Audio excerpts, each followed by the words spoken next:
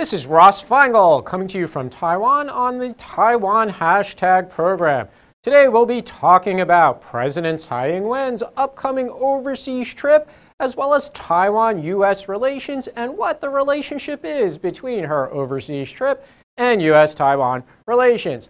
Last week, the government of Taiwan announced that President Tsai will be visiting 4 countries that still maintain diplomatic relations with Taiwan. These 4 countries, all in the Caribbean: Haiti, St. Christopher and Nevis, St. Vincent and Grenadines, and St. Lucia. The total number of days on this trip will be 11 and will include a stop-off of 2 evenings in the U.S. on the way in and again on the way out. We'll talk more about that a little later and what it means for U.S.-Taiwan relations. But what do these 4 countries mean for Taiwan and its international status? And why does Taiwan maintain diplomatic relations with these small and far away countries in the Caribbean? Taiwan has a small number of countries with which it maintains formal diplomatic relations. The total number is currently at 17 and also includes the Vatican. Why is it important for Taiwan? Well, these countries generally do support Taiwan's participation in international organizations. So we often see these countries speaking up at organizations such as the World Health Assembly, or even at the United Nations General Assembly annual meetings that are typically held in New York in September. So it's very helpful for Taiwan to have these countries who will speak up in a forceful way for Taiwan and for Taiwan's participation. What does Taiwan give them in return? Typically, Taiwan provides a lot of development assistance. This might take the form of medical assistance, educational assistance, economic development aid, and also trade agreements to try and help these countries, which are often very poor, their economies by importing more goods from these countries into Taiwan. Unfortunately, the challenge for Taiwan on all of these fronts, whether it's development aid or trade, is that the size of Taiwan's economy is, of course, dwarfed by the size of China's economy. So these countries that do maintain diplomatic relations with Taiwan typically do trade with China, and they typically trade or sell more to China than they sell to Taiwan, which gives these countries a great incentive to actually change relations and to de-recognize Taiwan, as many other countries have. Will any of these countries de-recognize Taiwan in the upcoming few months? Well, that's why this overseas trip is something to watch, and specifically the aftermath of the trip is something to watch. Because during President Tsai's tenure, China has taken away several of the countries that previously had relations with Taiwan, and last year they did so with El Salvador just weeks after President Tsai had made an overseas trip. So if China wants to do that this year, and it would be very disruptive during the presidential campaign season here in Taiwan, the time when this might happen would be after President Tsai returns from this upcoming overseas trip. Haiti is an especially interesting case because of its need for development assistance and sometimes security assistance, which has involved significant commitments from the United Nations. And we all know that the People's Republic of China is a permanent member of the Security Council at the United Nations. Thus, at times, they have made it difficult for UN agencies to conduct their work in Haiti. Haiti, again, an interesting case because of its ongoing problems with electoral and democratic processes. We know that Haiti has a great amount of instability, and that is continuing to this day, which is why President Tsai will only be staying 1 night in Haiti, according to the recently released schedule. One of the things that Taiwan likes to talk about, and especially with regard to this upcoming trip, is that the president will be visiting like-minded countries. What do they mean by like-minded? Again, it's countries that share Taiwan's democratic values. While this might apply to the 3 smaller islands in the Caribbean, it's a valid question to ask whether or not that applies to Haiti, given its ongoing political and institutional problems. And we sometimes hear that conversation in Taiwan where people ask, is it really worth it? Is it worth it to spend so much money on development assistance and other forms of aid to these countries when they are either corrupt or suffering from institutional challenges and inevitably might change relations to the People's Republic of China?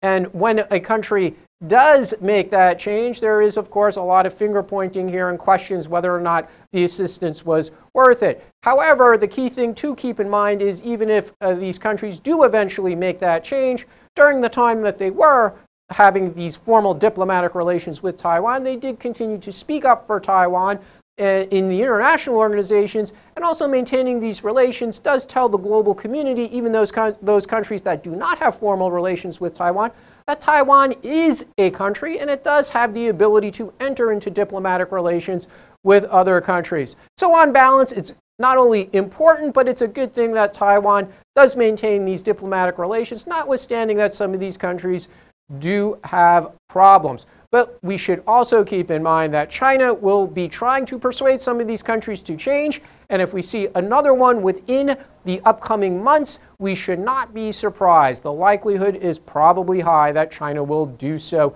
again. As I said, President Tsai will be stopping in the United States, both inbound and outbound, on this trip. So what does that mean for the state of U.S.-Taiwan relations?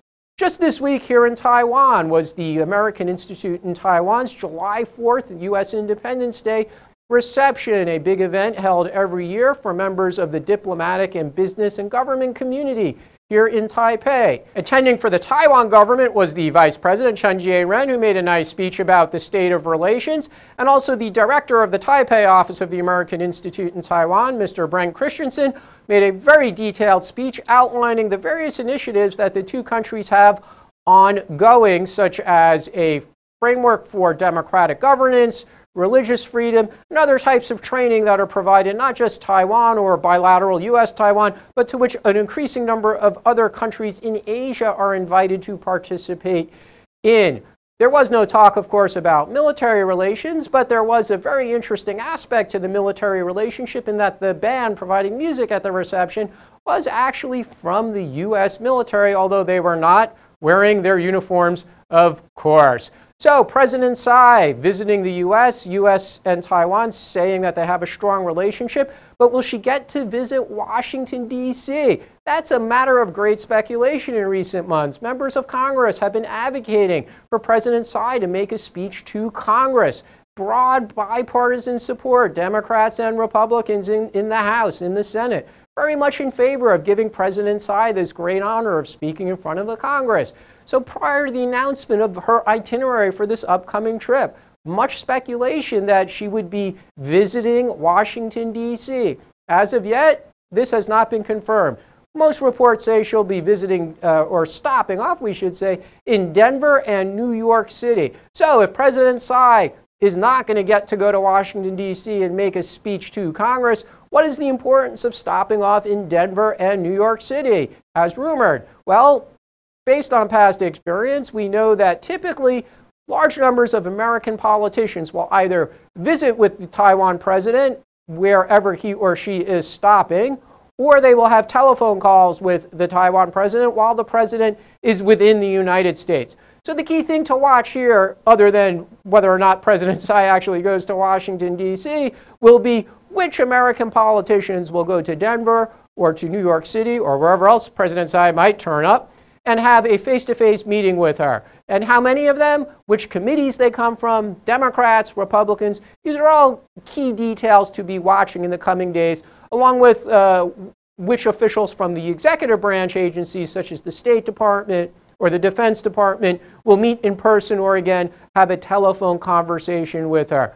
There will, of course, be the usual members of the think tank and academic community who will meet with President Tsai as well, because that is typically what the president of Taiwan does when they are in the United States, meet with all the Taiwan watchers, few of whom live here, but who are often commenting on Taiwan affairs from afar. What will it mean for the presidential election? Well, the timing is certainly interesting for President Tsai to make this trip and to make 2 stopovers of 2 nights each in the United States, because we are in the election campaign season here in Taiwan. It certainly is an important part of President Tsai's campaign speeches to say that under her tenure, U.S.-Taiwan relations have improved dramatically. Of course, her predecessors also would say the same thing. President Ma used to frequently say that U.S.-Taiwan relations under his presidency are the best they've ever been. President Tsai says the same thing, and she will be citing again those frameworks we previously discussed, the closer security relationship, other statements and actions by the United States government to show its support for Taiwan, and the very numerous pieces of legislation as well as resolutions that have been passed by the U.S. Congress to also express congressional support for Taiwan. So when President Tsai is campaigning in the coming months and she's talking about the strength of U.S.-Taiwan relations, she certainly will have some facts to back her up. Will that help her candidacy? It's a bit too early to tell because as of today, we still don't know who her opponents will be. And Guo Taiming, if he should win the primary, certainly has a strong relationship with President Trump. And if it is Han Kuo-yu as the KMT nominee, he might be campaigning on different issues rather than strictly U.S.-Taiwan relations. But you could be assured that in the coming months, President Tsai will be talking about the achievements of her government and the strong relationship that has built between Taiwan and the United States. Does that mean the United States supports her re-election? Well, officially, we will hear U.S. government spokespeople insist that the United States does not take sides in the Taiwan election. And that would certainly be for the best. Taiwan is a democracy, and whoever is elected president should be the decision for Taiwan's voters, not for the government of the United States, not for international media, or not for scholars or other talking heads in the United States. But the question will be asked, does the United States support President Tsai's re-election? And we will be seeing that as a frequent topic of conversation in the coming months, especially after her upcoming 2 stops in the United States. I'm Ross Feingold, and you've been watching Taiwan Hashtag.